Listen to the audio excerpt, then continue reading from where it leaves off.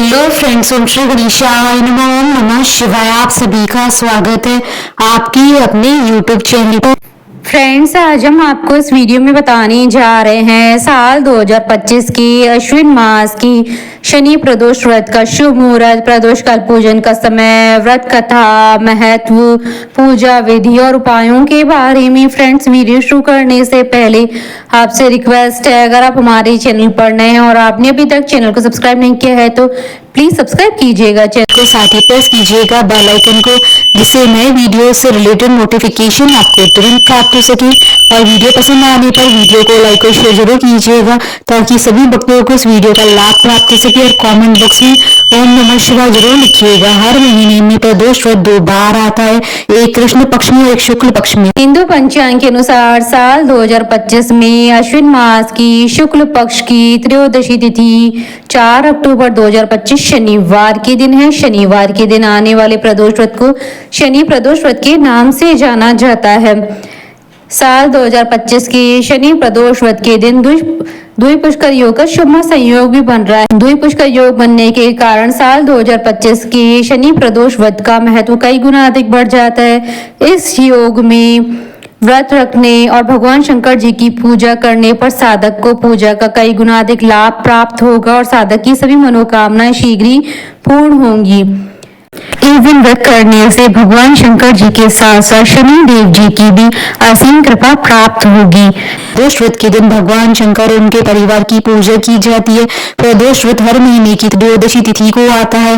12 महीने में कुल 24 प्रदोष व्रत पड़ते हैं। ऐसी मान्यता है कि जो जातक हर महीने प्रदोष व्रत रखते हैं उन पर भगवान शंकर की विशेष कृपा होती है और मृत्यु के बाद उन्हें मोक्ष की प्राप्ति होती है। मान्यता है कि प्रदोष व्रत रखने वाले जातक अगर प्रदोष काल में भगवान शिव जी की पूजा करते हैं तो इसका विशेष महत्व होता है, उन्हें विशेष फल प्राप्त होते हैं। शास्त्रों के अनुसार शनि प्रदोष व्रत के दिन शनि देव को काला तिल, काला वस्त्र, तेल, उड़द की दाल अर्पित करना शुभ माना जाता है।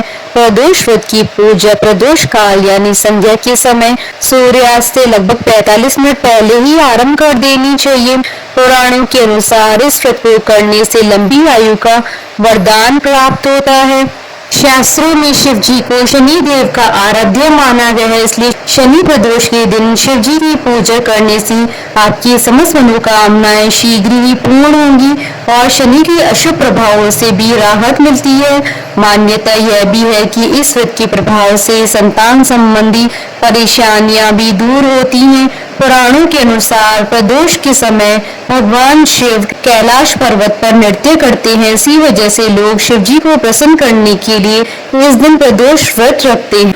फ्रेंड्स, अब आइए जानते हैं अश्विन मास के शनि प्रदोष व्रत के शुभ मुहूर्त के बारे में। हिंदू पंचांग के अनुसार साल 2025 में अश्विन मास का शनि प्रदोष व्रत 4 अक्टूबर 2025 शनिवार के दिन है। अश्विन शुक्ल त्रयोदशी तिथि प्रारंभ होगी 4 अक्टूबर 2025 को शाम 5:09 पर और अश्विन शुक्ल त्रयोदशी तिथि का समापन होगा 5 अक्टूबर 2025 को शाम 3:03 पर। प्रदोष काल पूजन का समय रहेगा 4 अक्टूबर 2025 को शाम 6:10 से शाम 8:36 तक। कुल अवधि 2 घंटे 26 मिनट है। इस दिन द्विपुष्कर योग का प्रारंभ होगा सुबह 6:21 से सुबह 9:09 तक। फ्रेंड्स, अब हमारे चैनल पर ज्वाइन बटन को दबाकर हमारे चैनल के मेंबर भी बन सकते हैं। हम हमारे चैनल के मेंबर्स के कमेंट्स को टॉप प्रायोरिटी पर कर उनका रिप्लाई करते हैं।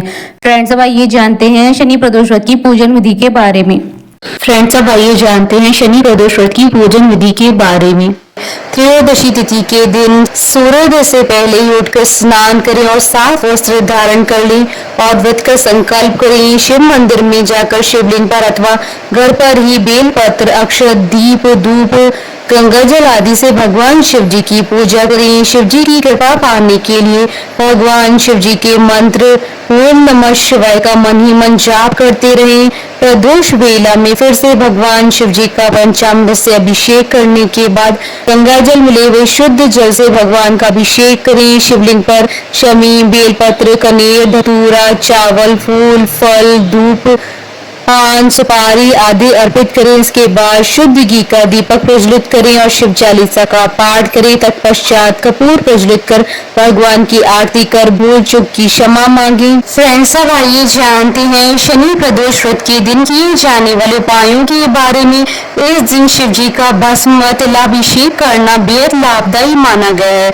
अगर इस दिन दशरथ शनि स्तोत्र का पाठ किया जाए तो जीवन में आ रही परेशानियां समाप्त हो जाती है, साथ ही शनि की अशुभ प्रभाव से भी मुक्ति मिलती है। यह पाठ कम से कम 11 बार अवश्य करना चाहिए। इस दिन शनि चालीसा, शिव चालीसा का पाठ जरूर करना चाहिए, साथ ही आरती भी करनी चाहिए। इस दिन शिवलिंग का अभिषेक तेल से जरूर करना चाहिए। इस दिन अगर महाकाल के दर्शन किए जाएं तो विशेष पुण्य की प्राप्ति होती है। फ्रेंड्स, अब आइए प्रारंभ करें शनि प्रदोष की व्रत कथा।